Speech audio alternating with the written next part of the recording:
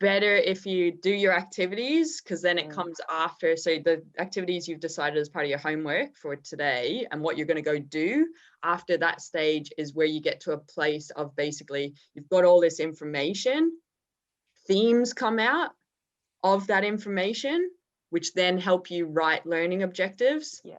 And then all of the stuff that the data that you've got from the activities, you're just going, that piece of information matches that learning objective, that piece of information matches that learning objective, and then you're ready to storyboard.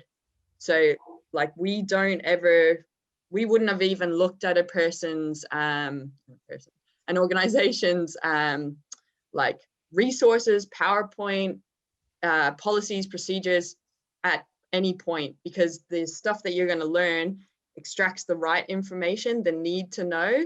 Everything else is nice to know, and it exists already in the organization most of the time, but people aren't seeking it out. So what is the disconnect there?